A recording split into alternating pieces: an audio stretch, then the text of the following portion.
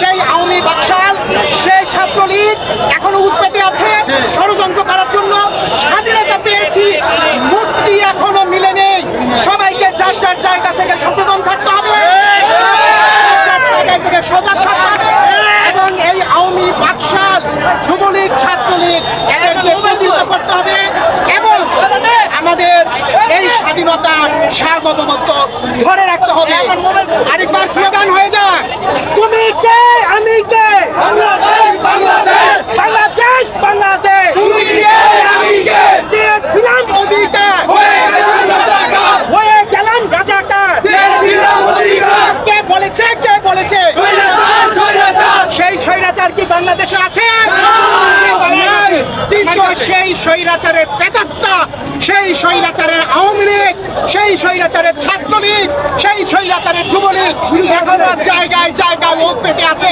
আপনারা দেখেন, আমরা যখন স্বাধীনতা অর্জন করেছি তখন দেখেন থানায় থানায় লুট হয়েছে, আপনারা দেখেন মেট্রো রেলে লুট হয়েছে, জায়গায় জায়গায় অগ্নিসংযোগ করেছে।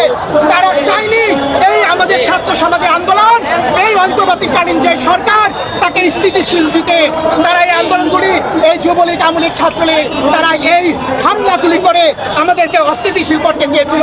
আমরা কি বেঁচে থাকতে, শেষ রক্তবিন্দু থাকতে তা হবে দিব? দিব না। আবু সাঈদের রক্ত বৃথা যেতে পারে না, রক্ত বৃথা যেতে পারে না। আমার যে ভাইরা, আমাদের যে সন্তানেরা এই জীবন দিয়েছে, বোনেরা জীবন দিয়েছে, তাদের রক্ত আমরা বৃথা দিয়েছে দিব না।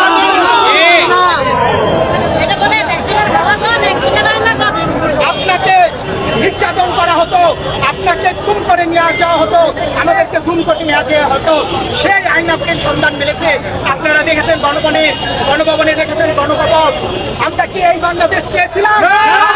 সুতরাং ছাত্র জনতা, আমাদের আবাল বৃদ্ধ এবং ছোট ছোট বাচ্চারা যে আন্দোলন করেছে, আমরা যে আন্দোলন করেছি, এই আন্দোলন ছিল যৌক্তিক এবং এই আন্দোলনের মাধ্যমে যে অন্তর্বর্তীকালীন সরকার গঠিত হয়েছে, আমাদের উচিত এই অন্তর্বর্তীকালীন সরকারকে সময় দেওয়া, তাদেরকে সহযোগিতা করা এবং স্থিতিশীল অবস্থায় আসতে পারে।